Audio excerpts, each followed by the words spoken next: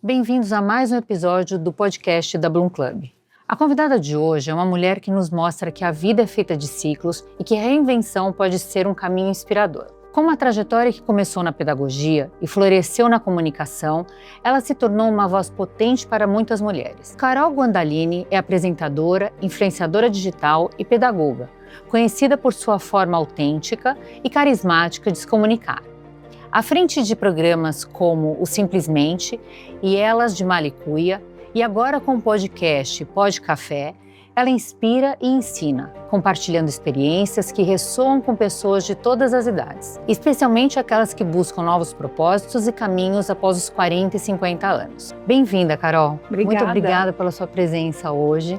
Então, conta um pouco pra gente a sua formação em pedagogia. Isso. O que aconteceu que fez você construir uma carreira tão forte na comunicação? É engraçado, né? Primeiro, boa noite, né? Obrigada pelo convite, estou muito feliz de estar aqui e admirando também o seu trabalho, viu? Que eu já fucei em tudo, estou bem atualizada em relação a isso. A pedagogia, aquela coisa de criança, né? Quero ser professora e eu sempre gostei. E a pedagogia traz o quê? Uma oratória. Né? Você tem que falar com as crianças, você tem que falar com os pais em reuniões. Então, a comunicação sempre foi uma coisa muito forte para mim. E assim, aí começou viajar, abrir live, vou mostrar aqui. Eu ia mostrando os lugares e tudo, né, de viagem, e as pessoas, tô viajando com você. E aí eu comecei a abrir live, e aí, na pandemia, eu resolvi abrir o Café com Carol, que eram lives durante o dia, e comecei a conversar com pessoas até pelo mundo, e isso virou um programa. Dessa forma, a comunicação realmente ficou muito presente na minha vida. E esse foi o momento chave que você percebeu que a comunicação era o caminho? A comunicação sempre foi, Sim. Né? Então, como eu digo, para você ensinar a forma de comunicar, eu sempre tive várias maneiras de ensinar. Então, o assunto era o mesmo, mas eu ensinava de formas diferentes, adequando para cada necessidade, né? E o que eu percebo é que as pessoas me pediam conselho, então a comunicação era uma boa qualidade minha. Então eu falei, por que não, né? Sem querer, fui cair nisso, mas assim, foi muito, muito agradável essa mudança para mim. E quais foram os maiores desafios que você encontrou nessa transição? A gente brinca, né? Porque quando eu fiz a transição, foi mais ou menos na pandemia, né? Que eu realmente comecei a fazer lives e entrar na comunicação sem ser jornalista. Sim. Então, uma das dificuldades é essa, a pessoa cobrar, mas você é jornalista? E aí você descobrir que para o entretenimento você não precisa, né? Sim, porque você entrou no meio da televisão, do meio digital. Tudo, já tive um programa na TV, o filho da Hebe, o Marcelo Camargo, que é um amigo querido, me apresentou o pessoal da Com Brasil, e eu fiquei 6 meses lá, e agora a gente tem esse talk show, Elas de Malicuia, é tipo um saia justa com 5 mulheres maduras. Então assim, a comunicação, eu acho que para qualquer pessoa, né, ela acaba entrosando, você acaba sabendo até se comunicar com as pessoas, então isso é muito bom. E muitas mulheres pensam nessa mudança de carreira, né, e tentar essa reinvenção. E que conselho você daria para essas mulheres nesse momento? Eu acho assim, sempre é tempo, vou até falar na câmera aqui, que sempre é tempo de começar algo novo. É muito importante que você saiba que, agora eu tô mais velha, acabou. Tô na menopausa, acabou. Não. Você está numa fase liberta de algumas coisas, de algumas obrigações como mãe, de levar filho na escola, eles cresceram. Você tem tempo agora para investir em você. E foi isso que aconteceu. Após os 50, eu me tornei uma blogueirosa, como diz a Sasha, minha amiga, que é a blogueira idosa, a gente brinca. Mas, na verdade, assim, esse é uma... Até você perguntou de dificuldade. Sim. As pessoas falam, ai, que velha ridícula, que isso. Eu não ligo. Primeiro que ninguém paga meus boletos. Né? Exato. Outra, eu sou feliz, divertida, bem-humorada, então eu brinco, eu faço meme, eu faço... O que tiver, trend, eu adoro. E tem uma questão da maturidade que acho que ajuda muito nisso também, né? A gente liga aquele botãozinho do dane-se, tá tudo bem, mas claro, com respeito, uma postura frente à câmera, porque a gente tem seguidores, então você... Tem pessoas que estão todo dia lá, tanto te prestigiando quanto te julgando. Sim. Né? E você é muito conhecida por essa sua comunicação leve, acessível. O que te levou a criar o programa Simplesmente? O Simplesmente, eu queria aquele programa que eu digo que faz falta, que é da Hebe, sofá, bate-papo, que traz um cantor, mas quer saber o que ele faz. Você é casado com quem? Você já teve depressão? Porque é o que eu falo, eu até estava comentando nos bastidores quadri. Eu já entrevistei no meu programa, na live, o governador Márcio França, Milton Neves, não é a minha praia. Sim. Mas eu quis saber histórias, então eu falo, qualquer pessoa que sentar aqui, eu entrevistaria. sabe assim? Você aborda esses temas com muita leveza, mas também tem uma profundidade muito grande nisso tudo, Exato, né? eu quero saber da tua vida, o que você acha, você já sofreu com isso, o que você acha daquilo, vamos rir. Porque, na verdade, a comunicação, ela não é só trabalho, ela é o teu dia a dia. Você senta numa sala de espera, você vai se comunicar com alguém que às vezes não tem nada a ver com a tua vida, com o teu nicho. Então, essa comunicação, a comunicação é uma ferramenta poderosa. Não, e é uma coisa muito genuína, né? Exato. E é uma coisa empática para as pessoas que estão assistindo, porque elas veem o outro lado daquela pessoa que tem uma importância no outro aspecto também, né? Isso, você sabe que tem até uma curiosidade, né? O próprio filho da Hebe, eu o conheci porque na pandemia eu quis fazer uma live. E aí, a curiosidade ele tem um programa chamado Café com Selinho, então o café tá ali quase como o meu. Ele nunca tinha feito live, ele não faz, ele só fez comigo. Olha, sem me conhecer. Então, até eu falei, né, sua mãe é uma inspiração e tal. E eu falei, eu não quero saber da Hebe, eu quero saber de você, o que você faz. Sim. Então ele se interessou. Porque ele acaba ficando na sombra sempre da mãe, sempre, né? O pessoal chama porque quer saber o acervo, quer saber, a gente quer saber. Sem dúvida. Mas a gente quer saber dele também, né? Fala um pouquinho, você inspira muitas mulheres 40, 50 a mais e que tem tudo a ver com o que a gente está criando do Bloom Club. Como você vê a reinvenção dessa mulher? É assim, né? Primeiro que a longevidade está muito maior, né? Você como médica sabe disso. Então assim, aquela coisa de, minha vida está acabando. Não, não tá, né? Com 40 anos está na metade, pelo menos, porque hoje a maioria está chegando nos seus 80, 90, 100.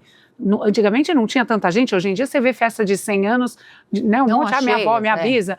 Enfim, então com a longevidade a gente não tem que parar, aposentei. Não, você pode ter aposentado pelo tempo de contribuição e INSS, mas vai fazer agora o quê? Exato. Crochê, tricô? Se você gostar, ok. Eu gosto de trabalho manual, mas a gente está numa fase produtiva, a gente tem reposições aí hormonais que te deixam na plenitude, não, a mulher por mais com 70 mil anos é a mulher de 50 anos lá atrás, né? Exato. E assim, eu vou te falar uma coisa de uma pessoa que me inspirou muito, que foi Mary Kay Ash, que criou a Mary Kay. Sim. Eu fui diretora Mary Kay, conheci em Dallas a casa dela, a fábrica e a história.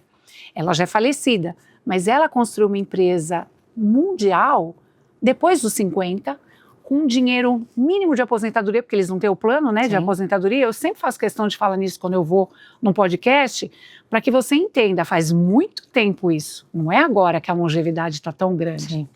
Ela acreditou e criou uma potência. E valorizando a mulher, e falando que a mulher pode tudo, não sendo feminista, muito pelo contrário, sou uma pessoa extremamente equilibrada em relação a opiniões, mas sendo feminina e estando à frente, a mulher consegue dar conta. E é uma coisa que a gente vê cada vez mais, né? As mulheres nesse momento, 50 anos, fazendo transições de carreira e se reinventando, né? Exato, vai ser feliz agora, né? Por enquanto você teve que manter, ajudar o financeiro, ajudar o marido, ou se você é uma mãe solo, né? Você teve que manter as contas e tal. Chega uma estabilidade, até porque a mulher madura, ela tem uma condição melhor, tanto para as marcas que estão aí, a mulher madura, ó, é a mulher que vocês têm que investir, porque é essa que tem o poder aquisitivo, exatamente, né? É isso. Então é aquela mulher que já tem o dinheiro, que já tem a maturidade, que sabe o que quer fazer. Então isso é muito bacana, você vê que você pode, é uma vitamina assim na veia. No projeto Elas de Malicuia, vocês trocam muitas experiências. Com certeza. Né? E como isso contribui nesse empoderamento feminino, nesse estímulo que vocês conseguem dar para essas mulheres que assistem vocês? É muito legal. A gente começou o programa, foi a convite da Paty Leone, que é a apresentadora do Mala Pronta da Jovem Pan, de viagem e tal. Cada uma tem um estilo. Ela é de viagem, outra é de estilo. Eu e a Vanessa Palazzi, do Mulheres de 40, somos de lifestyle. Tânia Nigro é uma advogada, trabalha no Banco Central. Então, assim, cada uma tem um estilo. Cada uma tem uma opinião. E a gente traz com leveza. Sempre trouxemos temas polêmicos, atuais e agora convidados. Aliás, vou deixar já aqui um convite para a gente estar falando sobre endometriose, que é um assunto assim que, né, a gente realmente não sabe nada. Enfim, então a gente traz assuntos sérios, importantes, mas com leveza e com a opinião de cada uma. E é bem legal, viu? Não, muito interessante. Quais seriam os maiores desafios e oportunidades para as mulheres que decidem empreender ou se reposicionar profissionalmente nessa fase da vida? O que você acha? Eu acho assim, se você tem uma estrutura financeira, econômica, você não vai arriscar depois dos 50. Então, que seja algo que você não vai jogar tudo fora também. A gente tem que ter maturidade, não só no corpo, né, no DNA maduro, mas na cabeça, a gente não vai jogar fora. Às vezes eu converso até com meu marido, eu vou investir nisso, vou turbinar não sei o quê. Não, calma, vou ver bem porque eu não vou gastar, torrar dinheiro também. Então a gente tem mais maturidade para isso. Então a pessoa tem que ter esse discernimento. Vou fazer algo que seja palpável, que seja real, que realmente possa acontecer. Eu tenho jeito para isso? Não, vou gravar um disco, não tenho jeito. Então assim, vamos pensar, mas é possível fazer tudo sim. Porque eu acho que a gente com maturidade faz as coisas melhores, a gente estuda melhor. Às vezes na época da escola você fala, puxa, devia ter estudado aquilo melhor. Eu queria ter estudado história e geografia, eu sou muito de matemática e inglês. Mas aí eu casei com um cara que entende tudo de história e geografia, então eu tô salva, entendeu? Entendi. Isso é bom. Bom, vamos falar um pouco dessa conexão que você tem com o público, né? Porque essa conexão e a sua audiência é uma coisa notável. Quais são as chaves que você define para construir esse relacionamento tão próximo e engajador com o seu público? Olha, eu vou te falar uma coisa, apesar de ter dia que a gente tá com a cara da derrota, eu uso muito pouco filtro e assim, quem me segue sabe, eu abro live, eu também sou construtora na Zona Norte. Então eu abro live de cara lavada capacete com meus pedreiros e falo bom dia people, que é o meu, né, meu bordão, e bora lá comigo, vamos subir, olha, tô subindo aqui, aí pé na areia, tô na obra, não na praia, eu vou brincando. Eu acho que essa verdade, esse dia a dia... Isso é bem importante, né? Eu tive depressão pós-parto da segunda filha, né, que eu tenho 3 filhos, e eu falo, gente, eu sei o que é a tristeza, tem gente que nem me conhece e me fala, nossa, você tá me fazendo bem. Eu sou cristã, né, eu sou católica, então eu trago oração. Às vezes eu que tô precisando, eu abro uma live lá e faço uma oração. Então a pessoa que tá te assistindo, ela fala, nossa, é minha amiga. É autêntico, né? Tem gente que eu encontro e fala, ai, vem me abraçar, eu falo, é isso, a gente é amiga. Então é muito gostoso você trazer verdade. Eu sou mãezona, então tudo que eu sou, as pessoas que me seguem sabem, é um livro aberto. Muito bom. E para as mulheres que querem melhorar essa comunicação, né? Que dica você daria, seja a melhora da comunicação no trabalho ou na própria vida? O que você daria de dica para essa mulher? Eu acho assim, treinar, ligar o seu celular, se gravar e se assistir e ver onde você pode melhorar. Eu até peço desculpa se eu tiver com uma dicção que eu tô de aparelho, mas eu não posso tirar, porque senão minha dentista me mata. Então assim, treina um trejeito, às vezes você faz muita careta, vai treinando, vai se assistindo. Antigamente a gente falava, se olha no espelho, mas hoje tem aí a tela para você estar numa selfie e ver. O que eu acho, e assim, se você tiver algum outro problema de impostação de voz, tal, procurar um profissional.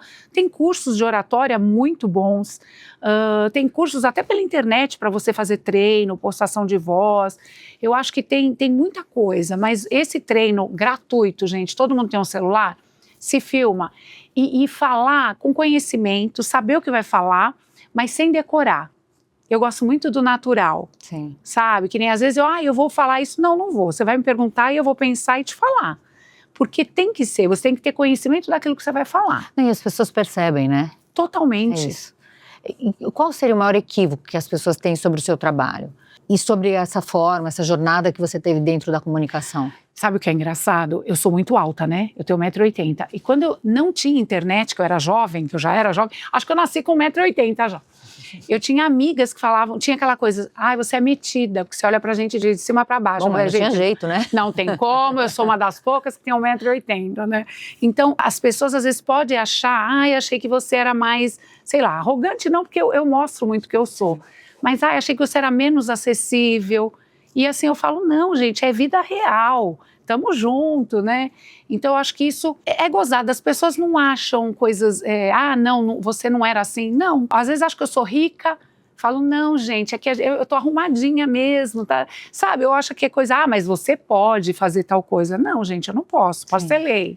Sabe assim? Sim. Eu mostro uma acessibilidade mesmo. Não, isso é muito importante, né? É justamente, você não tem a barreira, né? Exato. Entre o público e você, eu tenho né? pouca gente falando pra mim, olha, eu achei que você não era assim. Mas pessoalmente, quando eu era mais nova, que achava...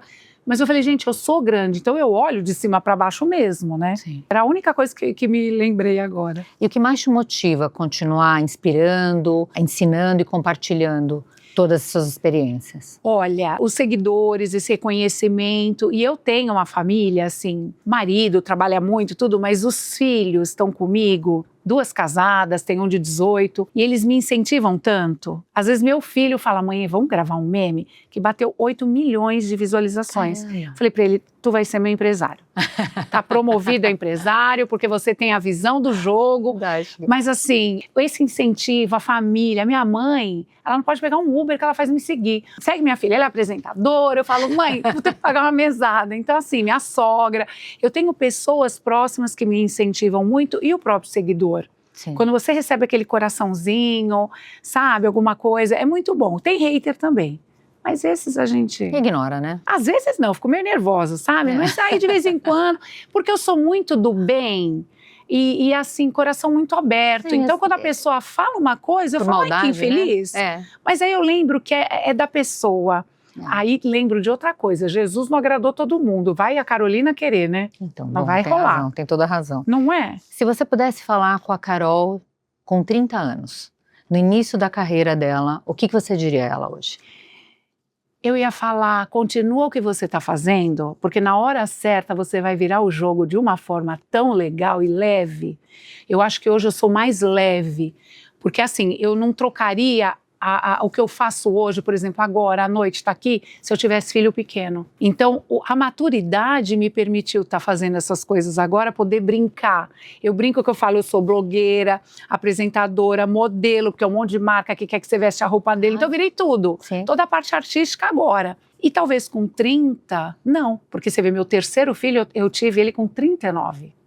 Eu comecei com 24, né? A primeira filha nasceu, eu tinha 24 e a gente foi tendo filho. E eu brincava com meu marido, quando a gente casou, eu falei, eu quero ser mãe quarentona, aí fui. Né? Quando eu fiz 40, ele fez é bem diferente, né? É muito bom. Aí meu marido fala, essa moça não é de confiança, que sou eu? Aí ele operou, porque senão eu tinha mais um, pelo menos de 12. Eu adoro o filho, né? E agora você é vó, então você já imagina, né? Ai, mas bom. Assim, eu acho que eu não trocaria, eu acho que eu só falaria, continua porque vai dar certo. Olhando daqui pra frente, qual o legado que você pensa em deixar?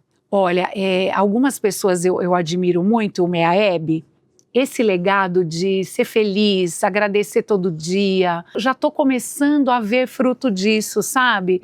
Porque as pessoas já chegam perto e falam, não, mas você está certa, você falaria isso, né? Eu falo, então, você já sabe o que eu falaria.